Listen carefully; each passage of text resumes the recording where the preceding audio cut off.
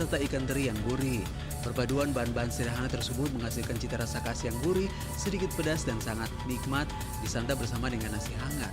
Dalam penyajian sahabat budaya, sego gono biasanya dibungkus daun pisang sehingga aroma makanannya terasa lebih harum dan tradisional. Hidangan ini dikenal sebagai makanan rakyat yang sederhana namun kaya gizi karena memadukan sayuran dan lauk dalam satu sajian. Sementara di Temanggung sendiri, sego gono kerap disajikan menu sarapan untuk bekal bagi para petani karena porsinya cukup mengenyangkan dan harganya terjangkau. Keberadaan kuliner sego gono ini juga mencerminkan kehidupan masyarakat Temanggung yang dekat dengan hasil panen pertanian dan tradisi masakan rumahan khas pedesaan Jawa Tengah. Demikian kabar Ratna Pro 4.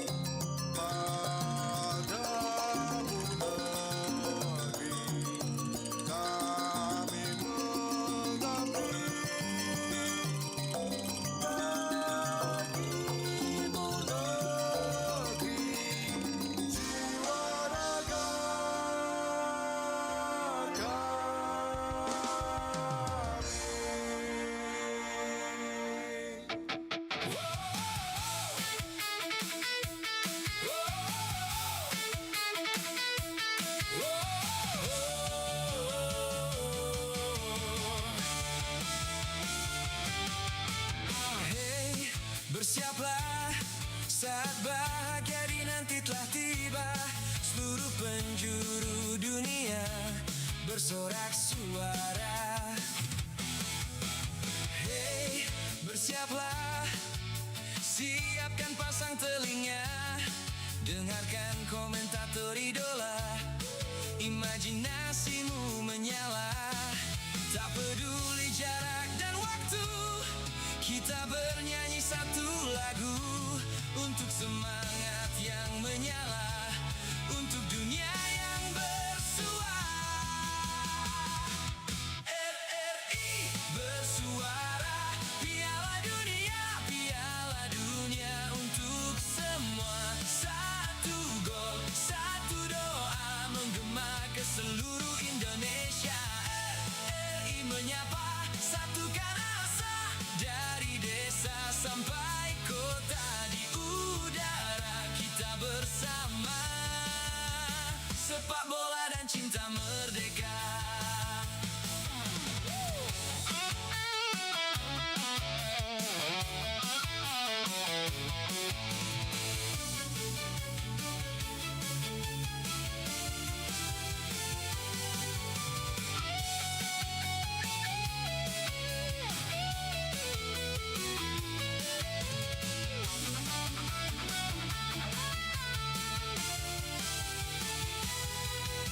Merah putih di dada kita, walau berbeda tetap bersama.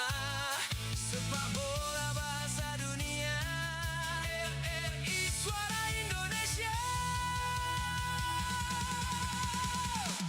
RRI bersuara, Piala Dunia untuk semua. Satu gol, satu doa menggema ke seluruh Indonesia. RRI bersuara, Piala Dunia untuk semua. Satu gol, satu doa menggema ke seluruh Indonesia.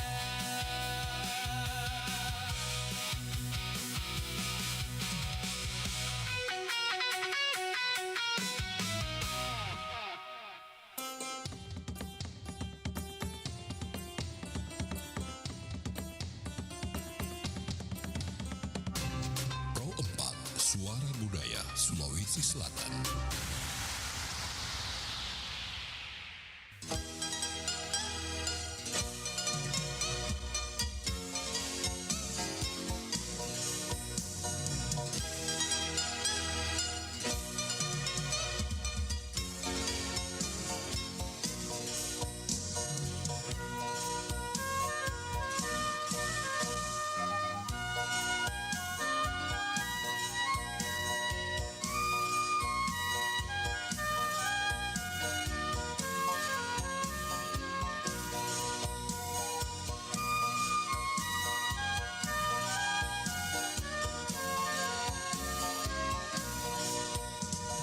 Iya, Assalamualaikum warahmatullahi wabarakatuh. Shalom, selamat malam, salam sejahtera.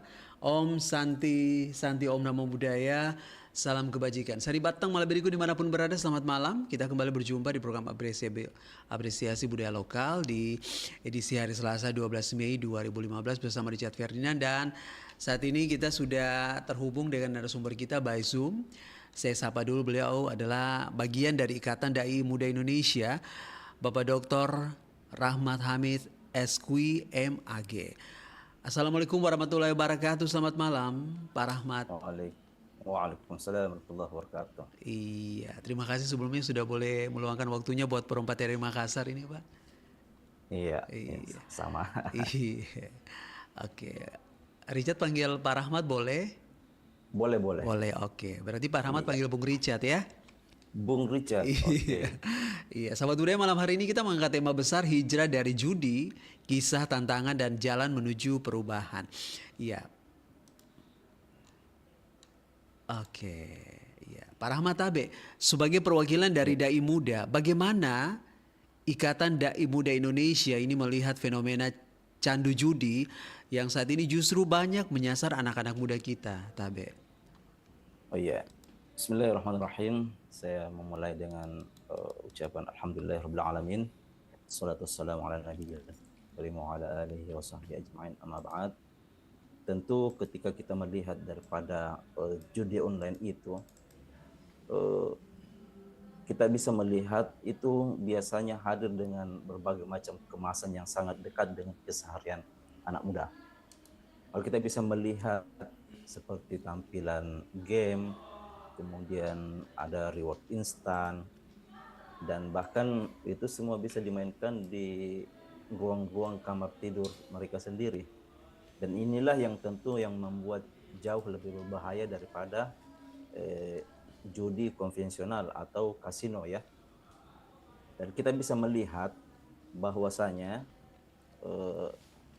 Ikatan Dai Muda Indonesia dalam hal ini bisa melihat apa faktor-faktor yang bisa menyebabkan hal tersebut. Maka kita bisa melihat daripada tentu di sini ada tekanan ekonomi tentunya ya. Kalau kita bisa melihat bahwasanya banyak orang-orang yang terpapar dengan judi ini adalah mereka semua berada di istilahnya mendapatkan tekanan ekonomi, belum di PHK, belum keterbatasan lapangan kerja, belum lagi ekonomi yang semakin merosot, kemudian banyaknya efisiensi, banyaknya orang yang divestasi dan lain sebagainya. Kemudian yang selain itu kita bisa melihat mungkin banyak di antara kita atau mungkin banyak di antara orang yang terpapar judi online tersebut itu adalah mereka terkena paparan media sosial yang menampilkan testimoni menang secara masif ya. Belum lagi kalau kita bisa lagi melihat di mana ada kekosongan aktivitas yang di antara satu dengan yang lainnya itu tidak terisi ya. Dan kita kalau mau melihat daripada algoritma platform digital bisa juga mempengaruhi seperti adanya mungkin iklan-iklan judi online ya yang perlu kita lihat biasanya secara agresif ya. Selain daripada pinjol, biasa juga yang muncul itu iklan judi online ya, yang tentu algoritmanya itu menyasar demografi anak-anak muda. Karena ketika kita melihat daripada segmen daripada anak muda itu adalah segmen yang sangat aktif di dunia media sosial, aktif di dunia digital. Nah, sebagai dai tentunya kami tidak melihat pelaku judi sebagai orang jahat, tetapi mereka adalah korban dari sistem yang memanfaatkan kerentanan psikologis. Dan tentu respon kita harus empati dulu, lalu memberikan edukasi. Okay. Karena kalau kita melihat daripada apa yang terjadi pada fenomena belakangan ini tentunya, maka ini sangat miris sekali. Dan ini harus betul-betul banyak edukasi-edukasi yang kita lakukan. Dan edukasi-edukasi yang kita lakukan itu bukan cuma dari segi bagaimana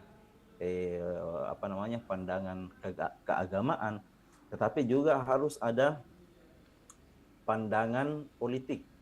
Artinya pemerintah juga mesti harus berperan aktif. Belum lagi sosial kita, ya. Bagaimana orang-orang yang berada di lingkungan kita, sekitar kita itu memang betul-betul mengajak kepada sesuatu yang baik, ya, mengarahkan kepada sesuatu yang positif. Ya. Oke, ya. Kemudian secara teologis ini Pak, apakah esensi bahaya judi sehingga dalam Al-Quran penyebutannya disandingkan dengan minuman keras dan berhala? Iya. Jadi ketika kita membicarakan tentang judi, maka tentu kita akan melihat di dalam Al-Quran, karena ini kita berbicara secara teologis, maka Al-Quran menyebutkan di dalam surah Al-Maidah ayat 90 itu, ya ayyuhalladzina amanu innamal khamru wal maisiru wal ansabu wal azlamu rijsun min amali syaitan fajtanibuhu la'allakum tuflihun. Di dalam ayat ini ketika dimaknai, maka maknanya adalah, wahai orang-orang yang beriman, sesungguhnya khamar, judi, berhala, mengundi nasib dengan anak panah adalah rijsun, ya, termasuk perbuatan syaitan, maka jauhilah, maka kamu akan beruntung. Maka kita melihat daripada ayat ini, maka judi ini disandingkan dengan kata khamar, disandingkan berhala, dan mengundi nasib.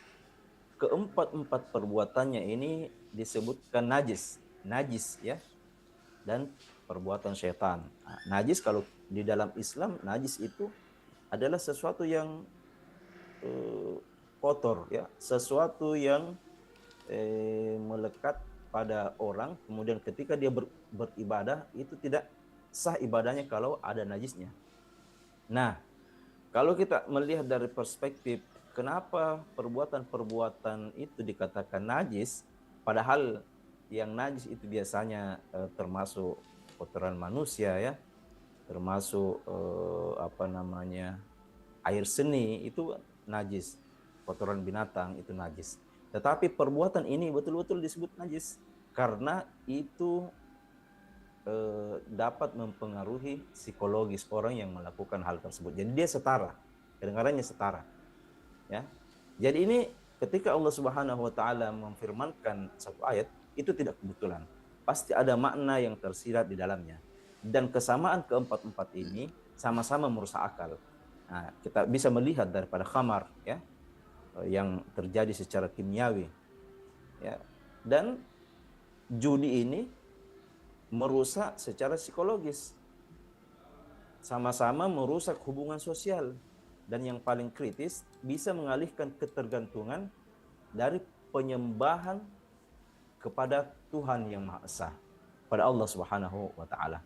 Dan tentu secara teologis, maka judi ini bisa dikatakan sebagai bentuk syirik yang tersembunyi, ya. Seseorang akan menaruh harapan hidupnya terhadap nasib, ya. Bukan pada usaha, bukan pada tawakal kepada Allah Subhanahu wa taala. Bahkan lebih tegas ayat setelahnya itu menjelaskan bahwasanya syaitan ingin menimbulkan permusuhan dan kebencian melalui judi. Faktanya orang-orang yang melakukan hal tersebut itu bisa menghancurkan dirinya sendiri, bisa menghancurkan hubungannya dengan sahabatnya, bisa menghancurkan hubungannya dengan keluarganya, dan bahkan bisa menghancurkan kepercayaan orang-orang yang berada di sekitarnya. Begitu. Ya, nah, mengapa istilah hijrah ini menjadi begitu relevan bagi para pelaku judi? Apakah berhenti saja ini sudah cukup bisa disebut hijrah ini, Pak Dokter? Ya, jadi secara bahasa sebenarnya hijrah itu bermakna berpindah, ya, meninggalkan sesuatu yang buruk menuju yang lebih baik. Dalam konteks ini tentu sangat relevan, ya, untuk orang-orang yang mantan penjudi, karena berhenti dari judi itu merupakan perpindahan yang melibatkan seluruh dimensi kehidupan. Pasti melibatkan mental, pasti melibatkan sosial, spiritual, dan tentu yang paling ini adalah finansial, ya. Karena judi itu lebih besar dampaknya bagi ekonomi tentunya. Tentu kalau kita mengatakan berhenti saja belum cukup disebut hijrah, ya. Karena itu hanya langkah pertama. Hijrah yang sesungguhnya berarti membangun identitas baru, mengganti lingkungan menjadi lingkungan yang baru, mengisi kekosongan dengan nilai-nilai positif dan tetap menjaga keistiqomahan. Analoginya, ya, berhenti merokok itu baik, ya. Tapi hijrah adalah ketika seseorang juga memulai berolahraga, menjaga pola makan, menjadi teladan bagi orang lain. Nah, dalam hal ini Ikatan Dai Muda Indonesia juga sangat mendorong tentang istilah hijrah ini karena dia memberi motivasi dalam jangka panjang, bukan sekedar menghindari larangan, tetapi tidak aktif menuju versi yang terbaiknya, ya. Tetapi bagaimana ketika dia menyatakan bahwasanya dia hijrah, maka dia harus menjadi versi yang terbaiknya, gitu. Nah, judi ini seringkali dianggap sebagai solusi instan ini Pak Dokter, masalah keuangan. Lalu bagaimana caranya Dai Muda mematahkan logika semua ini kepada audiens? Iya. Jadi kalau kita bisa melihat logika judi sebagai solusi instan, ya, itu memang masuk akal kalau menang, ya. Tapi disitulah ininya bahayanya. Nah, logika judi sebagai solusi itu hanya masuk akal kalau kita bisa melihat potongan kecil daripada cerita-cerita momen menang, ya. Tetapi data berbicara, rumah judi dan segala macam platform daripada itu didesain secara sistematis, ya. Didesain secara matematis agar bagaimana pemain itu menang di awal, kemudian kalah terus menerus dalam jangka panjang, dan itu tanpa kecuali. Nah, cara mematahkan logika ini bukan dengan ceramah yang panjang, melainkan dengan pernyataan yang sederhana. Kira-kira berapa total yang sudah kita keluarkan dari beberapa dan berapa yang menguntungkan daripada perbuatan tersebut. Nah, kalau kita bisa melihat datanya, pasti semua jawabannya bisa menyadarkan mereka kalau betul-betul mau mereka hijrah. Iya. Nah, dalam pendekatan dakwah tentu kami menggunakan kisah nyata. Ini bukan statistik yang abstrak, ya. Orang yang lebih bergerak, orang yang lebih tergerak oleh cerita seorang ibu yang menjual gelang emas demi bayar utang judi suaminya, ya, dibanding angka kerugian nasional. Tentu secara syariat harta judi itu tidak membawa keberkahan, dan keberkahan merupakan kualitas daripada harta, bukan kuantitasnya. Uang yang sedikit tapi berkah itu lebih menenteramkan hati daripada uang banyak tetapi haram. Pasti biasa kita bilang uang panas. Pasti uang panas itu cepat tong habis, cepat tong dingin. Iya. Kira-kira begitu. Ya, tapi ini Pak Dokter. Nah, banyak pelaku yang mereka ingin sebenarnya berhenti, namun merasa nanggung karena mereka sudah terlanjur rugi banyak. Tadi Pak Dokter bilang bahwa di awal tuh mereka dimanjakan, ya, dibuai, menang. Nah, kemudian belakang-belakang akhirnya mereka kalah. Nah, ini mereka merasa tanggung karena sudah rugi banyak. Lalu bagaimana Islam memandang konsep recovery mental mereka yang merasa sudah kehilangan segala-galanya? Jadi Islam itu memiliki konsep yang sangat relevan dengan psikologis modern. Kata qanaah yang bermakna cukup dan tawakal bermakna berserah diri dengan tetap berusaha. Keduanya ini merupakan sesuatu yang dapat membangun orang dan langsung menjadi sanctus felisi, ya, di mana pesan pertama untuk mereka, kerugian kemarin tidak bisa dikembalikan dengan judi hari ini. Satu-satunya yang bisa diselamatkan adalah hari ini dan hari besok. Tentu ketika kita melihat, Islam tidak mengajarkan lupakan masa lalu secara naif, ya, tetapi mengajarkan taubat, ya, mengakui, menyesali, dan terus bergerak maju. Karena ketika kita berbicara taubat, maka taubat adalah proses recovery spiritual, ya, yang jauh lebih komprehensif dari sekedar move on. Jadi bagi yang merasa sudah kehilangan segalanya, kehilangan keluarga, harta, kehormatan, Al-Quran itu sangat jelas, ya. Dikatakan jangan berputus asa dari rahmat Allah. Ini disebutkan di dalam surah Zumar, ya. Dan ini bukan cuma slogan, ini jaminan daripada Allah Subhanahu wa taala, ya. Secara praktis, recovery dimulai dari satu langkah kecil yang konsisten tentunya, ya. Satu hari tanpa judi, satu salat yang tepat waktu, kemudian satu momen jujur kepada keluarga, ya. Jadi dari tadi disebutkan surah Az-Zumar ayat 53, qul ya ibadiyalladzi asrafu ala anfusihim la taqnatu min rahmatillah. Wahai hamba-hambaku, kata Allah Subhanahu wa taala, yang telah melampaui batas atas diri mereka sendiri, janganlah berputus asa dari rahmat Allah. La taqnatu min rahmatillah. Ya. Oke, iya. Iya, Pak Dokter mohon izin kita jeda dulu sejenak dan setelah itu baru lihat kembali lagi. Sahabat budaya jangan kemana-mana, kita akan kembali saat lagi. Lapor bos, ada kabar baik. Sepertinya kita dapat mangsa baru nih bos. Perdana ikutan lagi. Bagus, kawal dia baik-baik. Siap bos, seperti biasa kan. Kasih menang dulu sekali, sisanya biar dia rugi. Anak buah pintar. Biarkan mereka senang di awal, lalu ketagihan, kehabisan uang hingga depresi, bahkan bunuh diri.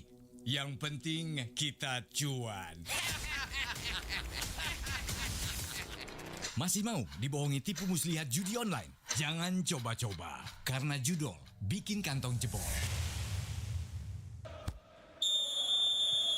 Offside, obrolan fun fact seputar Piala Dunia. Ini dia kartu kuning, kartu merah.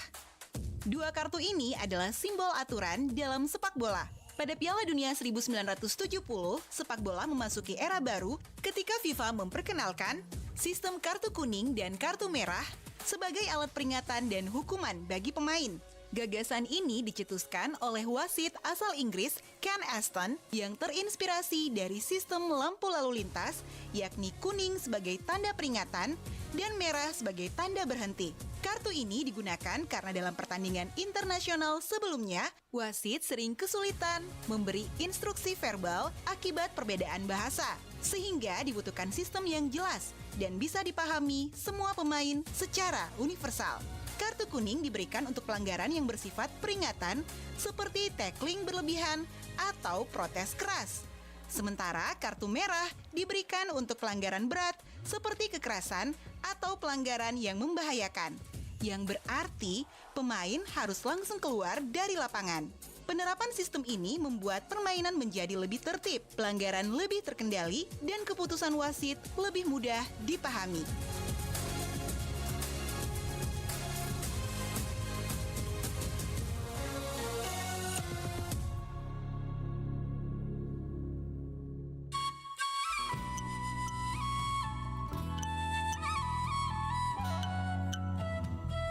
Anda masih mendengarkan Nusantara Malam Pro 4 RRI Makassar.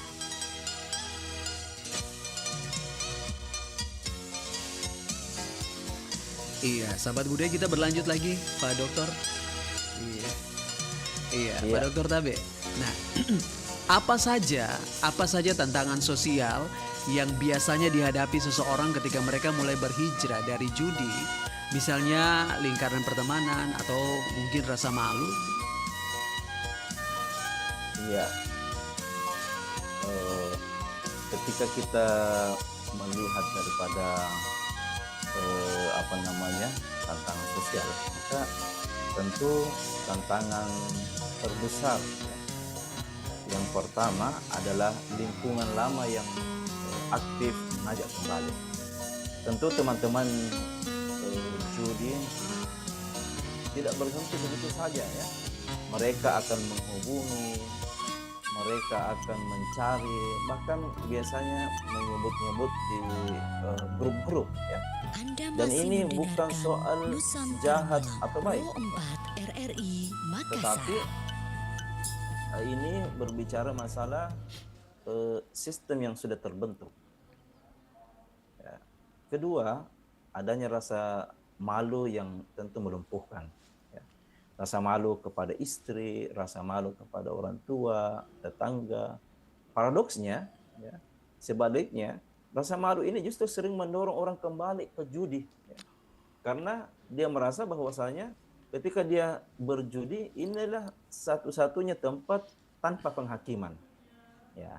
Kemudian yang ketiga adalah identitas yang runtuh.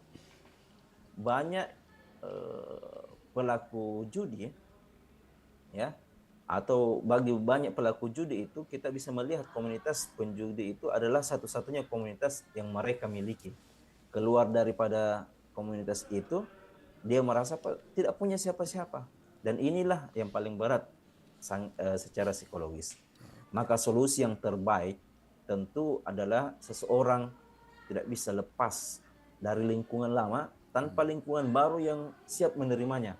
Maka tugas kita di dalam sosial ini, tugas dakwah, tugas komunitas dakwah, tentu bukan hanya mengajak orang untuk bertaubat, tetapi bagaimana membuatkan wadah, menyediakan dalam tanda kutip rumah baru yang tentu lebih hangat dan tanpa menghakimi, tanpa menjustifikasi dan lain-lain sebagainya. Iya. Nah, kemudian bagaimana pengaruh judi ini terhadap keharmonisan keluarga dan keberkahan harta menurut perspektif dakwah ini, Pak Dokter? Jadi kita bisa melihat judi itu tidak hanya menguras harta ya. Judi itu paling pertama itu adalah menguras kepercayaan. Dan kepercayaan itu jauh lebih sulit dibangun ketimbang daripada uang, ketimbang mengumpulkan materi. Karena kebohongan yang dilakukan pelaku judi ini untuk menyembunyikan kebiasaannya itu merusak fondasi pernikahan secara permanen jika tidak ditangani dengan baik. Kalau kita bisa melihat anak-anak di dalam keluarga penjudi biasanya tumbuh dalam lingkungan yang penuh ketegangan, ya. Kecemasan secara finansial, kemudian ketidakhadirannya emosional daripada orang tua, ya, tidak adanya kasih sayang daripada orang tua, dan dampaknya tentu akan berlangsung ke generasi-generasi berikutnya. Jadi secara konsep konsep keberkahan atau berkah di dalam Islam, maka harta yang datang dengan cara yang haram tidak akan membawa kepada ketenangan. Bahkan jika jumlahnya besar. Jadi keberkahan bukan soal banyaknya, tetapi soal manfaat, soal ketenangan, dan tentu soal ridha Allah Subhanahu wa taala yang menyertai. Bahkan Rasulullah SAW bersabda bahwa Allah tidak menerima kecuali hal-hal yang baik. Artinya harta yang haram itu menutup daripada pintu dikabulkannya doa, termasuk doa-doa keluarga. Jadi ketika berbicara masalah pengaruhnya terhadap keluarga, maka tentu itu sangat banyak yang dipengaruhi. Bukan cuma hubungan terhadap keluarga, tetapi betul-betul generasinya dipengaruhi, keberkahannya dipengaruhi, doa-doanya juga termasuk dipengaruhi. Nah, begitu Bang. Iya. Nah, Bagi seseorang yang saat ini sedang mendengarkan dan akhirnya mereka punya keinginan dalam hati untuk berhenti detik ini juga. Lalu apa sebenarnya langkah pertolongan pertama, Pak Dokter, secara spiritual yang memang harus dilakukan? Oke, jadi langkah yang pertama tentu adalah ucapkan taubat sekarang, Iya. ya, di tempat Anda berada, ya. Kita tidak pernah menunggu waktu yang tepat, ya, karena taubat tidak membutuhkan persiapan. Yang dia butuhkan adalah kesungguhan. Itu yang pertama.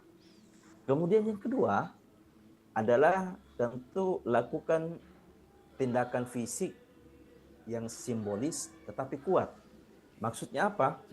Nah, kita harus menghapus daripada aplikasi-aplikasi judi yang ada di HP kita. Kita menghapus atau memblokir nomor-nomor bandar umpamanya. Kita keluar daripada grup-grup yang mengajak kita, ya. Nah, ini merupakan tindakan fisik, ya. Walaupun sedikit tapi pasti. Tindakan fisik membantu otak memproses perubahan nyata, ya. Kemudian langkah yang ketiga, kita bisa ceritakan, ya, kepada satu orang yang kita percaya. Ya. Mungkin kita ceritakan kepada istri kita bercerita kepada orang tua atau sahabat dekat, ya. Tentu rahasia adalah makanan bagi kecanduan. Ya. Maksudnya ketika seorang mengucapkan masalahnya dengan keras, kekuatan masalah itu tentu berkurang. Artinya dia menyampaikan kepada orang yang dia percaya agar dia juga lebih kuat untuk melakukan perubahan-perubahan tersebut. Ya. Jadi langkah yang keempat adalah tentu segera cari aktivitas pengganti, ya, di sisa hari itu. Mungkin ke masjid, ya, mungkin berolahraga, menghubungi teman-teman yang lama yang positif. Jangan biarkan ada celah kosong yang biasanya diisi dengan judi-judi. Dan yang paling penting, jangan tunggu sempurna untuk memulai. Karena hijrah dimulai daripada satu keputusan, yaitu hari ini. Iya, oke. Gitu Bang Richard. Iya. Nah, lalu bagaimana peran komunitas atau lingkungan dalam mendukung proses hijrah ini sehingga akhirnya mereka tidak kembali lagi, tidak terjadi berulang kali jatuh ke dalam luka yang sama? Oke. Kalau kita melihat daripada penelitian psikologis itu secara konsisten menunjukkan bahwa recovery daripada kecanduan itu sangat tergantung pada kualitas dukungan sosial, ya. Bukan hanya kemauan individu, kemauan pribadi. Islam juga sudah mengajarkan ini dari 14 abad yang lalu. Disinilah yang dikatakan konsep ukhuwah, konsep persaudaraan. Dan dalam hal ini tentu kita harus mendorong pembentukan halako-halako, ya, atau kelompok-kelompok kecil yang berfungsi sebagai support group, ya, berfungsi sebagai grup-grup untuk memotivasi, tempat seseorang yang bisa jujur tanpa harus dihakimi, tempat yang mendapat penguatan secara rutin. Kita bisa melihat dan ini biasanya terjadi bukan karena kurangnya iman semata, ya, tetapi karena seseorang kembali sendirian kemudian mendapati tekanan, ya. Maka komunitas yang baik harus proaktif, cek kondisi anggota terutama di masa-masa sulit. Nah, bahkan peran rumah-rumah ibadah juga, peran masjid di sini sangat strategis, ya, jika dioptimalkan, bukan hanya sebagai tempat sholat, ya, tetapi sebagai pusat pemulihan spiritual dan sosial yang hangat bagi siapapun yang mau kembali tentunya. Iya, itu Bang Richard. Oke. Nah, kita jeda lagi nih, Dokter. Siap. Nanti sahabat budaya kita akan kembali saat lagi, jangan kemana-mana.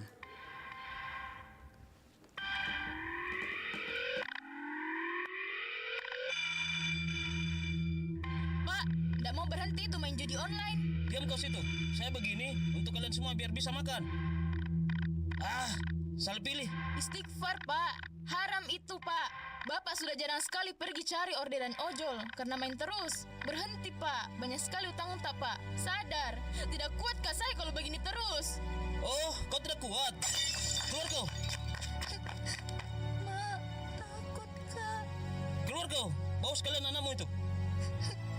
Mama, Bapak. Pak, sadar. Kenapa Bapak jadi begini? Bapak hancurkan keluarga sendiri. Masa tidak sadar, Pak? Tidak takut Bapak masuk penjara? Sejak main game judi online, Bapak berubah sekali. Sudah. Beri kalian semua. Itu urusan saya. Ingin keluarga utuh? Judi online jangan disentuh.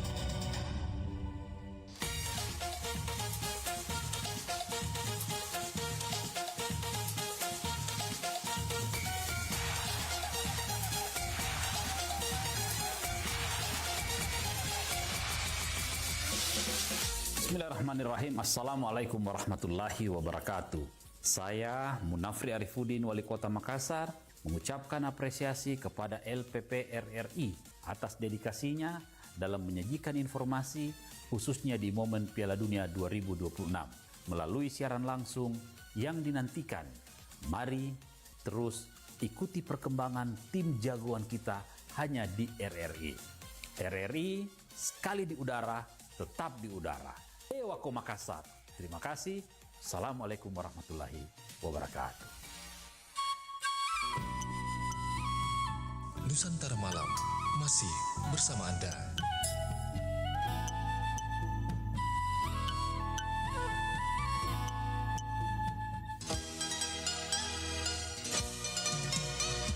Iya, sahabat budaya, kita berlanjut lagi. Iya, Pak Dokter.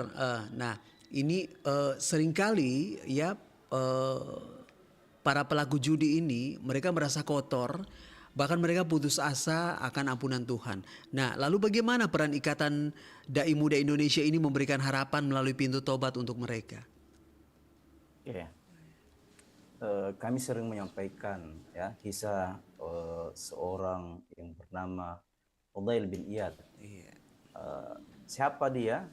Dia seorang perampok kelas kakap ya, perampok kelas berat yang berubah menjadi ulama besar hanya karena mendengarkan satu ayat Al-Quran. Nah, kalau Allah bisa mengubah perampok itu menjadi wali Allah, nah, tidak ada penjudi yang terlalu kotor untuk ditaubatkan tentunya.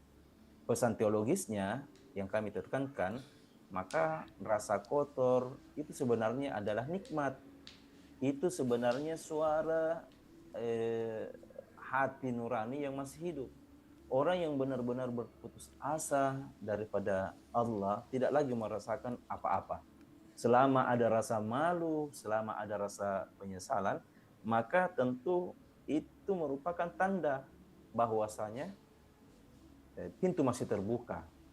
Maka Rasulullah SAW pernah memesankan ya bahwasanya orang yang bertaubat ya, dari dosa seperti orang yang seperti orang yang tidak memiliki dosa. Ya. Saya ulangi, orang yang bertobat daripada dosa seperti orang yang tidak memiliki dosa. Ini bukan suatu hiburan, tetapi ini adalah jaminan dari Allah Subhanahu Wa Taala melalui daripada lisan Nabi Muhammad Sallallahu Alaihi Wasallam. Kemudian yang perlu diubah adalah frame-nya, ya. Bukan apakah Allah mau menerima saya, tetapi yang perlu kita ubah adalah apakah saya mau datang kepada Allah. Karena kita tahu bahwasanya Allah itu maha menerima taubat. Allah itu selalu mau. Pertanyaannya, apakah kita mau datang kepada Allah? Apakah kita mau taubat? Jadi, kalau kita melihat daripada ayat-ayat Al-Quran, dikatakan tidak akan berubah suatu kaum apabila kaum itu tidak merubah dirinya sendiri. Artinya bukan cuma ada peranan Tuhan di situ, tetapi ada juga peranan kita sebagai hamba dalam rangka untuk menuju kepada kebaikan. Gitu Bang Richard. Nah, kemudian bagaimana cara untuk mengalihkan energi adrenalin judi ke aktivitas lain yang lebih produktif dan sesuai syariat ini, Pak Dokter? Nah, ini pertanyaan yang sangat praktis dan tentu penting ya. Iya. Karena banyak program pemulihan gagal ya. Karena hanya melarang tanpa memberi pengganti yang sepadan secara sensasi ya. Tentu seperti olahraga yang kompetitif adalah pengganti terbaik ya. Dari sisi biokimia seperti lari, futsal, berenang atau seni bela diri. Ini kan bisa menghasilkan dopamin dan adrenalin ya, yang serupa yang bisa dirasakan saat berjudi. Ya. Bagi orang yang suka dalam strategi di dalam judi, bisa dialihkan kepada bisnis kecil-kecilan begitu ya. Mungkin bisa masuk ke trading saham yang tentu yang halal ya, dengan edukasi yang benar, atau bahkan game yang strategis yang tidak melibatkan uang taruhan tentunya ya. Atau bisa juga dengan membaca kitab-kitab suci. Ya, kalau dalam Islam kan membaca Al-Quran dengan tartil, atau bisa dengan sholat tahajud, atau memperbanyak zikir-zikir di malam hari. Nah ini juga bisa menghasilkan ketenangan ya, yang lebih dalam dan tahan lama. Berbeda dengan sensasi judi yang euforianya sesaat, lalu setelah itu sudah kosong. Sehingga prinsipnya adalah kekosongan tidak bisa ditangani dengan kekosongan, ya. Tetapi harus diisi dengan sesuatu yang nyata, sesuatu yang bermakna dan dirasakan oleh tubuh, pikiran, dan tentu jiwa kita. Oke. Nah, apakah ada tips khusus bagi keluarga, dalam hal ini istri atau orang tua, ketika mereka harus menghadapi anggota keluarganya yang kecanduan judi, tanpa harus menghakimi secara berlebihan? Ya, jadi pesan pertama untuk keluarga, Anda itu bukan penyebab masalah, ya. Anda bukan orang yang sendiri yang harus memperbaiki. Anda adalah bagian daripada solusi, bukan satu-satunya solusi. Sehingga kita menghindari dua ekstrim. Apa itu? Yang pertama, terlalu memanjakan, menutup hutang judi ya, berulang-ulang tanpa syarat. Kemudian yang kedua, terlalu menghakimi, menyebut-nyebut kesalahan setiap saat. Nah, keduanya ini justru memperkuat kecanduan, bahkan bisa mengembalikan daripada apa-apa yang pernah dirasakan. Nah, yang paling efektif adalah pendekatan dengan tentunya ikatan cinta yang jelas batasnya ya. Ungkapan cinta dan dukungan sambil menetapkan batas yang tegas. Saya mencintaimu, saya tidak akan terus menutup hutang judimu. Nah, mari kita selesaikan ini bersama dengan benar. Ya, begitu. Okay. Jadi ajak yang bersangkutan ke majelis ilmu, ya, bukan dengan paksaan, tetapi dengan undangan yang hangat, ya, konsisten, terus menerus. Karena perubahan itu tidak terjadi dalam satu percakapan, tetapi dalam ratusan momen-momen kecil yang penuh dengan kasih sayang. Dan tentunya jangan dilupakan bahwasanya keluarga yang mendampingi orang-orang yang pernah melakukan judi itu juga perlu dukungan. Cari komunitas-komunitas atau orang-orang yang bisa menguatkan hati kita, menguatkan keluarga kita. Ya, tentunya itu. Begitu, Bang. Ya.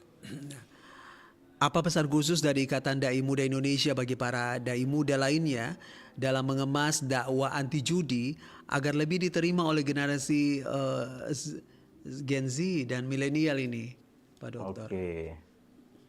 Berbicara masalah Gen Z dan milenial ya. Nah, jadi dakwah yang efektif untuk Gen Z dan milenial ini bukan yang paling keras suaranya ya, tetapi yang paling relevan narasinya. Mereka itu tidak butuh ceramah tambahan. Ya. Mereka butuh orang-orang yang benar-benar mengerti tentang dunia mereka.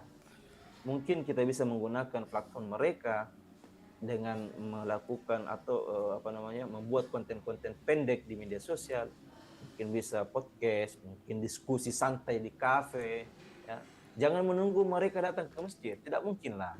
Kita yang datang ya. Bawa dakwah ke ruang-ruang di mana mereka datang, di mana mereka berada. Hindari pendekatan yang mempermalukan tentunya ya, shaming ya. Ini bisa vital, ini bisa viral tetapi tidak mengubah hati. Gunakan pendekatan storytelling ya. Ceritakan kisah-kisah nyata, fakta-fakta. Kemudian berikan solusi-solusi yang tentu konkret ya. Dan yang tentu yang paling ampuh, jadilah teladan. Maka dai muda yang hidup otentik, yang terlihat bahagia, produktif, bermakna tanpa melakukan hal-hal yang negatif. Dan inilah merupakan menjadi argumen yang terkuat. Karena generasi muda itu mencari bukti, bukan cuma sekedar retorika. Dan tentu kita harus berkolaborasi dengan psikolog, konselor, komunitas pemulihan, dan lain-lain sebagainya. Dan itu lebih komprehensif dan tidak terkesan hanya menyalahkan tanpa membantu. Iya. Gitu. Iya. Nah, sebagai penutup ini, Pak Dokter, apa closing statement atau pesan penguat bagi mereka-mereka yang sedang berjuang di jalan perubahan ini, Tabe? Oke, untuk closing statement, saya cuma mau mengatakan bahwasanya hijrah itu bukan tentang siapa yang paling suci. Hijrah adalah tempat siapa yang berani dan siapa yang mau kembali kepada Allah Subhanahu wa taala. Dan selama nyawa belum sampai di tenggorokan, maka tentu pintu itu tidak pernah tertutup. Oke, begitu Bang Richard. Terima kasih Bapak Dr. Hamid SQMA selaku bagian dari Ikatan Ikatan Dai Muda Indonesia. Dai Muda. Iya, terima kasih Pak Dokter. Nanti umur panjang kita ketemu lagi. Kalau bisa langsung main-main ke studio. Insya Allah, insya Allah. Amin. Terima kasih pencerahannya malam hari ini, Pak Dokter. Iya, sahabat Muda Richard pamit ya. Terima kasih. Assalamualaikum warahmatullahi wabarakatuh. Game over. Hai, botek kalah lai. Padahal hampir sedikit sah. Kenapa Mone? Judi online le. Memang betul-betul le. So bilang stop sudah. So lama lu so jadi gembel nih. Jalan